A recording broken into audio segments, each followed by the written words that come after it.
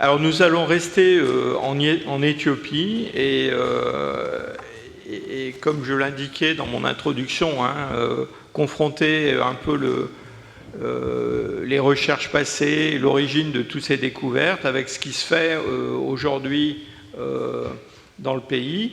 Et nous allons donc entendre Jean-Renaud Boisserie, qui vient de l'université de Poitiers et qui travaille en Éthiopie, au Centre français d'études éthiopiennes, et qui va nous parler de la dimension environnementale de l'évolution des hominines dans cette région. Merci beaucoup, monsieur le professeur. Bonjour à toutes et à tous.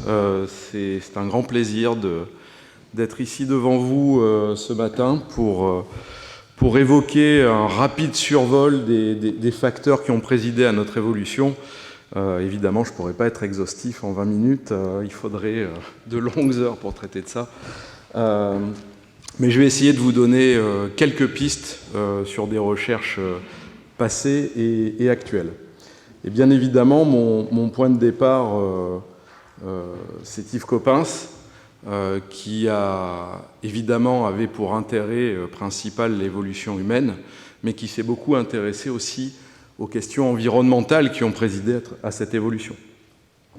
Et donc, bien évidemment, le professeur Coppens, pour les personnes qui sont ici, qui ont pu suivre ses cours, pour les collègues qui ont travaillé avec lui et qui l'ont côtoyé, vous savez tous quel humain il était, quelle belle personne il était, et une personne qui a contribué à faire revivre nos ancêtres pendant toute sa carrière, et d'une certaine manière, eh bien, avec sa disparition, c'est toute l'humanité, celle d'avant et celle d'aujourd'hui, qui est orpheline. Donc on retrouve ici Yves Coppens dans la vallée de l'Omo, et je vais vous parler de l'Omo que je connais un petit peu mieux que les autres localités, que les autres sites, parce que c'est vraiment dans l'Omo que les choses ont commencé pour lui en Afrique orientale, comme vient de le dire le professeur Johansson. Alors brièvement, l'Omo, notamment la formation de Chungura, a été découverte au début, alors c'est pas 1802, pardon, c'est 1902, il y a une faute de frappe, par la mission Bourg-de-Bozas, et plus particulièrement par le médecin de la mission, Émile Brunkt, qui a envoyé des caisses de fossiles au muséum à Paris lors de la traversée. Ce n'était pas une mission paléontologique, c'était une mission d'exploration, comme il pouvait y en avoir à cette époque. Et donc ça a déclenché l'intérêt de Camille Arambourg, qui est parti dans les années 30, au début des années 30, faire une première mission dans cette vallée de l'Omo, et qui a ramassé beaucoup de fossiles. Pas de fossiles humains, bien qu'il cherchait cela, mais ça lui a permis de décrire de nombreuses espèces de cette faune pléistocène. Clark Howell est une autre personne très importante dans l'histoire de l'Omo, puisqu'il y a fait une première mission à la fin des années 50 qui a, d'une certaine manière, préfiguré l'International Homo Research Expedition, dont le professeur Johansson vous a parlé, qui était piloté donc par Camille Arambourg et Yves Coppens pour la partie française, par Clark Howell pour la partie américaine, par Richard Leakey, brièvement, la première année, en 67, pour la partie kenyane, et qui a incorporé des représentants du gouvernement éthiopien, bien évidemment. Alors Jean Chavaillon était un archéologue français, mais travaillait à Addis Abeba et représentait l'État éthiopien, mais il y avait également des collègues éthiopiens, comme par exemple Daniel Toifé. Donc voilà, l'Omo, vous savez où c'est, vous avez vu la carte tout à l'heure. Donc il y a plusieurs formations, la formation de Kibiche qui est relativement récente, celle de Mursi datée environ de 4 millions d'années, Ousno aux alentours de 3,5, et puis la formation de Chungura qui est vraiment la formation principale. Alors voilà cette photo de l'Omo. La région est habitée sur cette rive ouest de l'Omo par les Dassanetch dans la partie sud et les Nyangatom dans la partie nord, et la formation de Chungura est vraiment étalée entre les territoires de ces deux groupes, et donc nous travaillons là-bas quotidiennement avec eux. Et ce sont des gens qui sont vraiment formidables parce qu'ils ont un vrai intérêt, une vraie bienveillance pour nos activités, malgré une vie qui est extrêmement compliquée pour ces personnes dans cette région, qui est une région pas très hospitalière. Mais quand ils nous voient débarquer, chercher ces fossiles, ils pourraient se dire, bon, mais qu'est-ce qu'ils viennent faire là? Et en fait, ils nous accueillent avec grande bienveillance et avec un intérêt réel et une vraie compréhension. C'est toujours étonnant, parfois, d'être mieux compris par ces personnes que par les cercles soi-disant éduqués en Europe ou aux États-Unis dans notre quête de ces fossiles très anciens. Donc voilà quelques images de cette vallée de l'Omo avec les dépôts de Chungura et puis les paysages qu'on peut y croiser. Voilà de plus près les dépôts de la formation de Chungura. Et c'est l'occasion pour moi de parler du travail réellement pionnier de cette International Omo Research Expedition, parce que c'était une mission qui a permis de vraiment monter un travail intégré entre géologues, entre paléontologues, entre archéologues et entre personnes qui s'intéressent au paléo-environnement. Donc le travail des géologues, vous avez là la carte géologique qui a été construite par Jean de Hinzelin et Paul Ezers, ses collègues belges, qui était appuyée également par Raymond de Bonnefille. J'y reviendrai. Et voici la colonne stratigraphique de la formation de Chungura, donc qui commence à presque 4 millions d'années et qui vient se terminer aux alentours de 1 million d'années. Alors pour rappel, Hadar représente ça, donc on n'est pas tout à fait dans le même type de cadre temporel. Et là, le très grand intérêt de cette formation de Chungura, c'est d'être extrêmement complète sur la durée. Il n'y a pas d'autres séquences en Afrique orientale aussi longues et aussi complètes. Alors c'est une séquence qui est extrêmement riche en fossiles. Fossiles de plantes, ça sont des fruits, des noyaux plus exactement, et puis fossiles animaux. Alors on ne voit pas bien les détails, mais là c'est le site d'Homo 33 qui est un bone bed avec plein de fossiles de vertébrés. Et puis parmi ces fossiles de vertébrés, bien évidemment, il y avait des fossiles humains, principalement représentés par des dents isolées. Alors c'est très différent de ce que vous avez à Hadar, hein. Il n'y a pas de squelette subcomplet dans l'Homo, au grand désarroi d'ailleurs de Claire Coel et d'Yves Coppens qui ont recherché ce type de fossiles pendant longtemps. Mais il y avait néanmoins quand même des restes humains un petit peu plus complets qui ont permis de caractériser un certain nombre de taxons, et notamment des australopithèques, des paranthropes, c'est-à-dire des australopithèques robustes, des représentants précoces du genre Homo, et puis des outils parmi les plus anciens au monde, à l'époque, dans les années 70, les outils les plus anciens connus au monde, de l'Oldowayen. Et donc, dans ce cadre, je voudrais maintenant vous parler un peu de ces facteurs qui ont permis à l'humanité de devenir ce qu'elle est aujourd'hui. Et au premier rang de ces facteurs, il y a le climat. Et le climat global.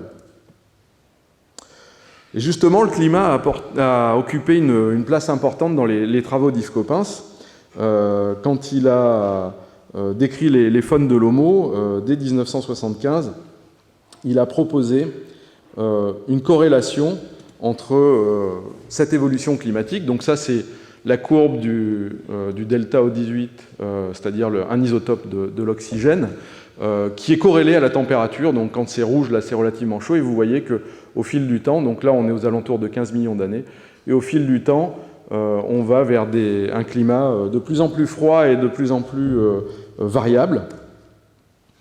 Et pour Yves Coppens, l'évolution humaine et l'évolution des paysages en général correspond à ce changement climatique qui part d'une période relativement chaude aux alentours de 8 millions d'années jusqu'à une période plus froide et plus aride pour arriver à des paysages qui ressemblent plus ouverts, qui ressemblent plus aux paysages actuels, alors qu'avant on était dans un cadre relativement boisé et fermé. Et le moment où on a ces milieux qui sont très ouverts, c'est le moment où apparaît le genre Homo, et c'est ce que Yves Coppens avait nommé l'Homo Event, avec un petit jeu de mots, comme il aimait bien, entre la vallée de l'Omo et le genre Omo avec un H.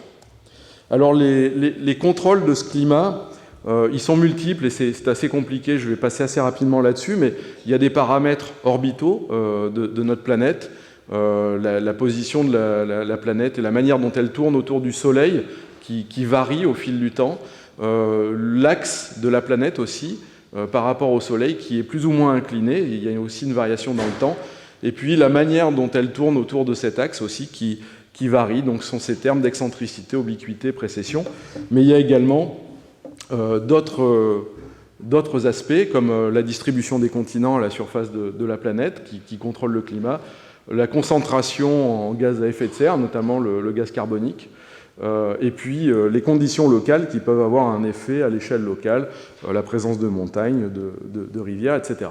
Et tous ces aspects ont été intégrés assez tôt par les paléontologues. Donc je parlais d'Yves Coppens, mais on peut parler aussi d'Elisabeth Verba qui propose dans les années 80, ça c'est une publi un peu plus tardive, en fait une réponse de la faune, dont les humains font partie, à des événements climatiques importants, comme par exemple des pics d'aridification qui vont créer à la fois des extinctions et une diversification de certains groupes. Et donc c'est ce qu'elle a appelé le turnover pulse. Et c'est une idée qui a été reprise également par le géologue Peter de Menocal, qui a vu par exemple dans une séquence d'aridification plus marquée qui correspond à la mise en place, selon lui, des glaciations de l'hémisphère nord, aux alentours de 3 millions d'années et 2,5 millions d'années. Ça correspondrait pour lui, justement, à la division entre, d'un côté, les australopithèques robustes et de l'autre, ce qui a donné le genre Homo.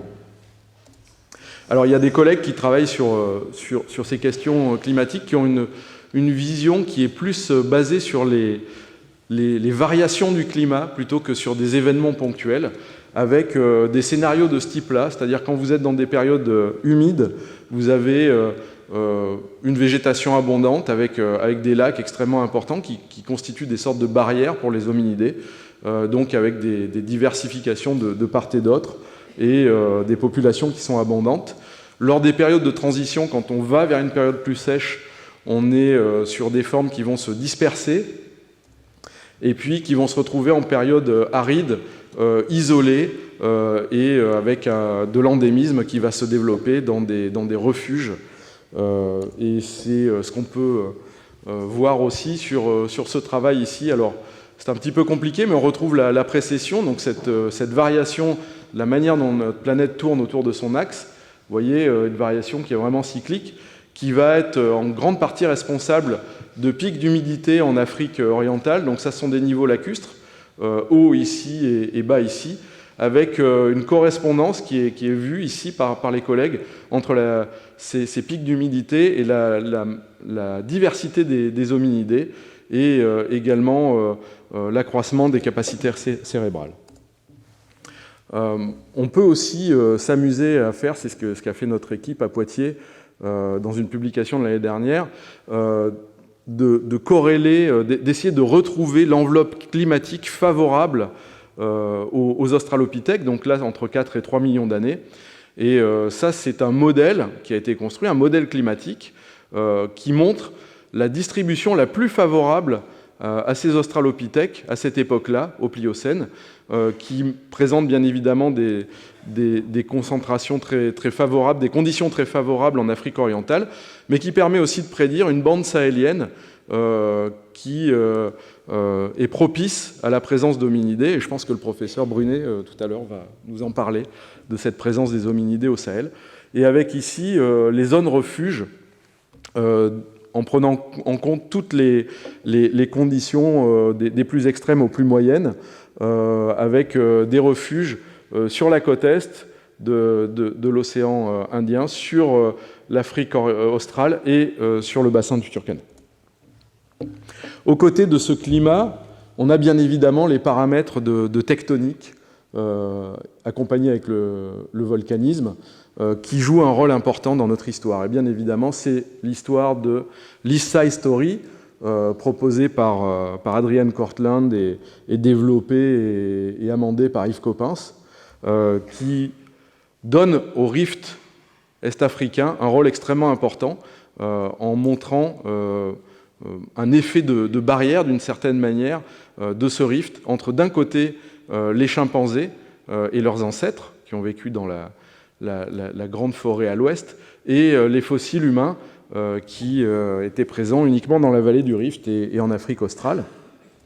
Bien évidemment, avec les découvertes réalisées au Tchad par l'équipe du professeur Brunet, avec les plus anciens représentants de l'humanité, et puis les interprétations des plus anciens, de parmi les plus anciens représentants de l'humanité en Afrique orientale, dans des habitats relativement fermés, eh bien, cette notion d'aridification liée au rift, à la surrection du rift, a perdu un peu de sa force, et Yves Coppens lui-même a reconnu que l'hypothèse avait, d'une certaine manière, du plomb dans l'aile.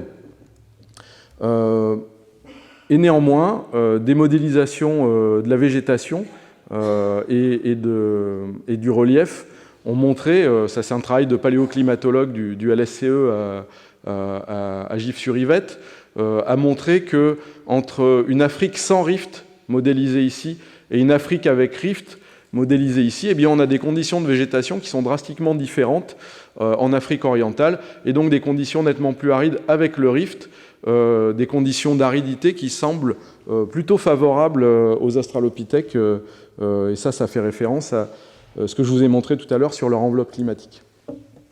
Évidemment, les régions tectoniquement actives sont aussi plus diversifiées que des régions qui sont plus passives, on va dire, et offrent une diversité d'habitats potentiellement propices à ces animaux extrêmement opportunistes que sont les hominidés.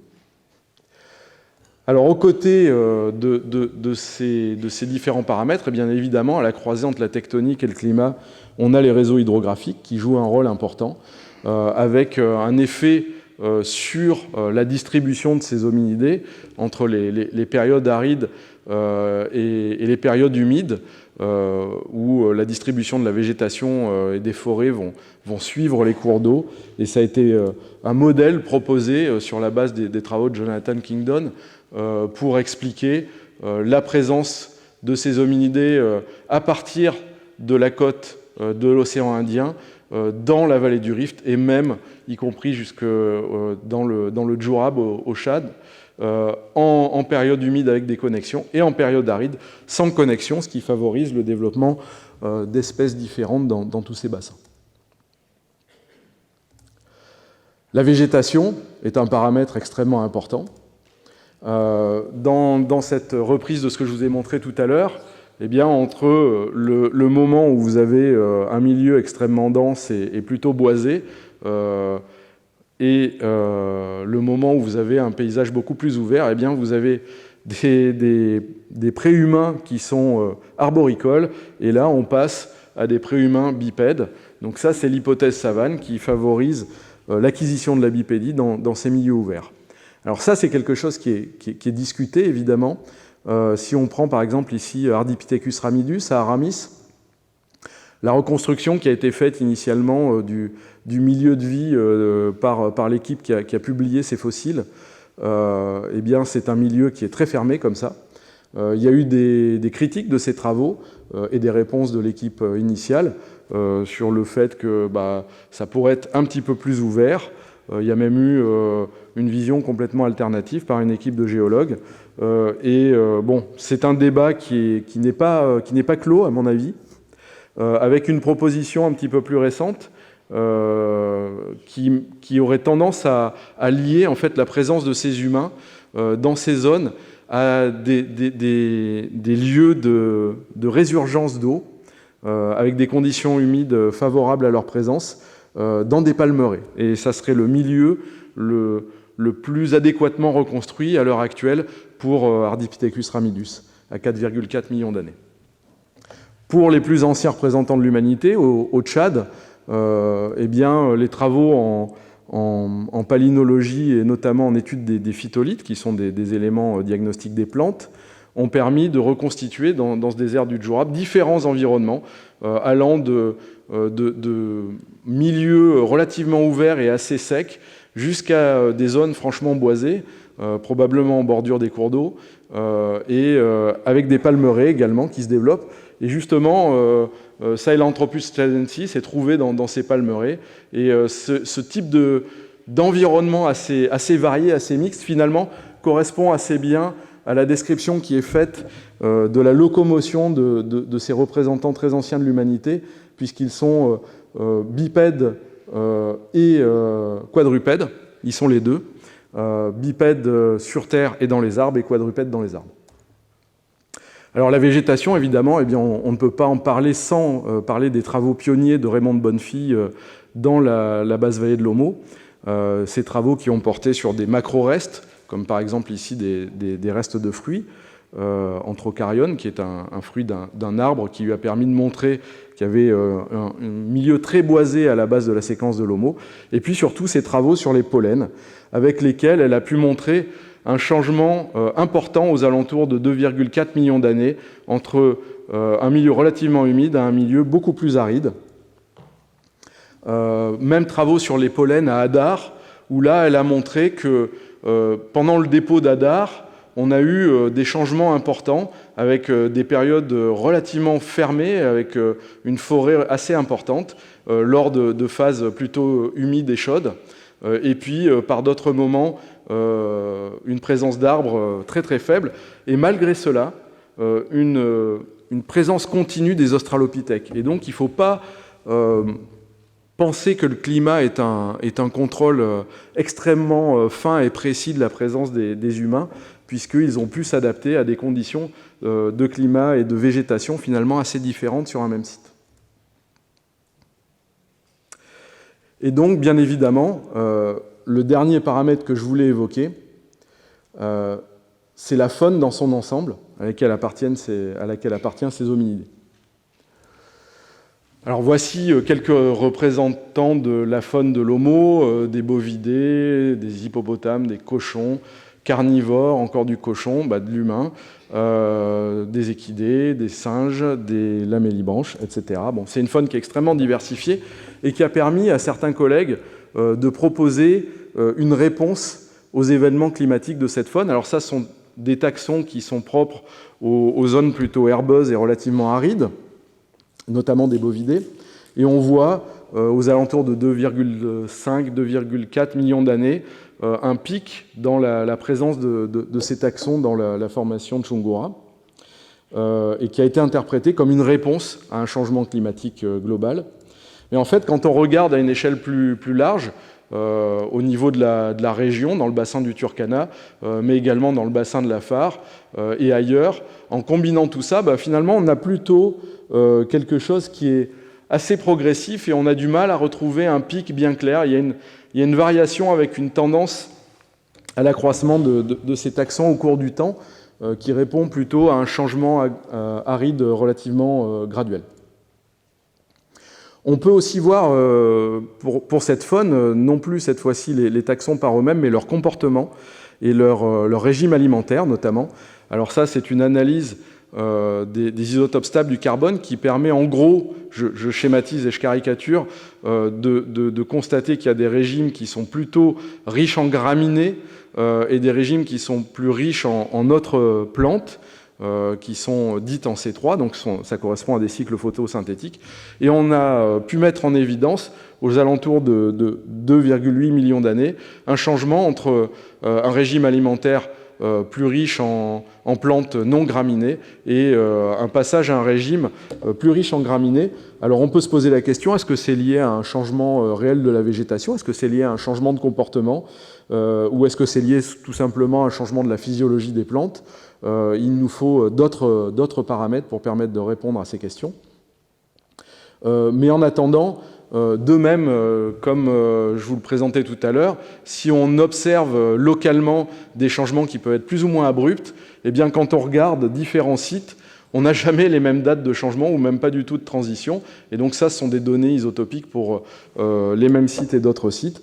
Et donc on peut conclure que finalement, on a toujours des signaux locaux et qui peuvent aussi dépendre du type de taxon qu'on a regardé. Et justement, quand on regarde ces types de taxons, voilà en gros la distribution en nombre de spécimens pour Shungura d'un certain nombre de taxons qui sont illustrés ici. Ça, c'est une autre représentation qui est plutôt fondée sur l'estimation de la biomasse. Et vous pouvez voir qu'il y a des différences assez marquées parce que les taxons qui vont être le plus utilisés souvent en corrélation avec les représentants de l'humanité sont les bovidés pour faire des reconstructions paléo-environnementales. On étudie aussi beaucoup les singes et les cochons. Mais les taxons qui représentent la plus grosse part de la biomasse, de très loin, ce sont les méga-herbivores. Les éléphants, les hippopotames, les rhinocéros, les giraffidés. Et donc, ça souligne dans ces milieux l'importance de ces méga-herbivores, leur importance numérique, et le fait qu'aujourd'hui, on n'a plus aucun écosystème qui ressemble à ces écosystèmes du passé. On n'a plus du tout cette concentration et cette importance des méga-herbivores. Un petit peu en Afrique, mais ça reste faible par rapport à ce qui se passe avant. Et ce sont des animaux qui sont finalement assez peu étudiés par rapport aux autres, parce que c'est certainement plus compliqué, et ça laisse une grande place au changement dans l'interprétation de leurs restes. Ça, c'est une interprétation du nombre et de la distribution temporelle des espèces dans la formation de Shungura des hippopotames. Ça, c'est une mandibule d'hippopotame. Cette interprétation-là a été produite suite aux travaux de l'International Homo Research Expedition. Et ça, c'est une interprétation qui est encore non publiée, mais qui est en cours, sur les mêmes collections, mais qui est une interprétation révisée. Et vous voyez que ça se ressemble assez peu, finalement. Les deux schémas se ressemblent assez peu. Et donc, si on prend ces animaux, on peut voir des schémas, par exemple, dans leur histoire biogéographique, dans l'histoire de leur dispersion sur le continent africain, des différences assez marquées. Par exemple, entre les bovidés, alors là, vous avez, avant 3 millions d'années, des formes de bovidés qui diffèrent pas mal entre, d'un côté, l'afar et l'homo. Et puis, après 2,8 millions d'années, on a une forme d'homogénéisation de ces formes. Et c'est absolument l'inverse pour les hippopotames et les hominidés. Alors, ne me demandez pas pourquoi les deux sont corrélés, mais on trouvera certainement la réponse. On a, avant 3 millions d'années, une forme d'hippopotame qui est présente à Hadar, par exemple, et qui est présente dans l'Homo et dans le bassin du Turkana en général. Et on a aussi Australopithecus anamensis qui est présent dans les deux endroits. Et puis après 2,8 millions d'années, on se retrouve avec des formes d'hippopotames qui sont radicalement différentes d'un bassin à l'autre. Et on a aussi des hominidés qui sont spécifiques, comme Australopithecus gari dans l'Afar, et les paranthropes, Paranthropus boisei dans le Turkana. Donc voilà, ce qui vraiment maintenant va être le défi du futur, et je n'aurai pas le temps matériellement de vous en parler plus en détail, c'est de comprendre les interactions au sein de ces faunes. Parce que bien évidemment, le climat a joué son rôle, la végétation, la tectonique, tout ça a eu un rôle important, mais les interactions entre les êtres vivants, ça a été quelque chose d'extrêmement déterminant, et nous le savons depuis longtemps. Sous les tropiques, c'est quelque chose qui pèse extrêmement lourd, mais on a grand mal, dans les archives fossiles, à reconstituer ces interactions. Et donc c'est le défi du futur pour réellement comprendre quelles sont les raisons de notre évolution. Et c'est à ça que travaille notre équipe à l'heure actuelle, sur les traces d'Yves Coppens dans la vallée de l'Homo, l'Homo Group Research Expedition, qui est présenté là brièvement. Et pour conclure, je voulais juste revenir brièvement sur l'histoire de Lucie, puisque ce symposium est à propos de Lucie, et j'en aurai fini, parce que c'est une histoire qui illustre très bien le processus de la science. Et je vais vous reparler de personnes dont le professeur Johansson vous a parlé tout à l'heure. Maurice Taïeb, bien évidemment, qui a découvert le site de Hadar. Raymond de Bonnefille, qui a eu un rôle absolument déterminant dans la constitution de cette équipe et qui faisait partie de la direction initiale de l'International Afar Research Expedition. Yves Coppens, bien naturellement. Donald Johansson. Tim White, qui n'était pas sur le terrain, mais qui a joué un rôle très important dans la description des fossiles trouvés à Hadar. Tom Gray, qui le premier a mis la main sur un des os de Lucie. John Kalb, qui était un des collègues de Maurice, qui a contribué à ses premières expéditions dans la Far. Alemayehu Asfaw, évidemment, qui a trouvé énormément de fossiles là-bas.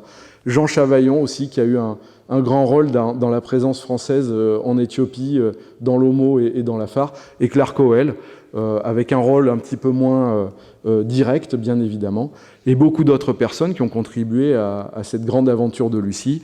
Je ne pourrais pas tous les nommer, bien évidemment. Il y a Brigitte Sonu qui est dans la salle et d'autres.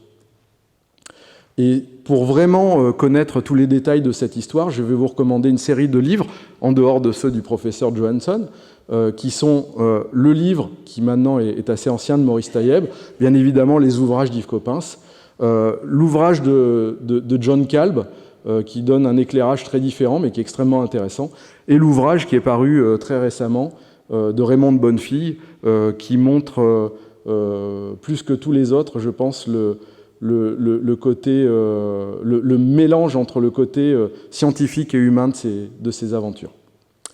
Voilà, je vous remercie.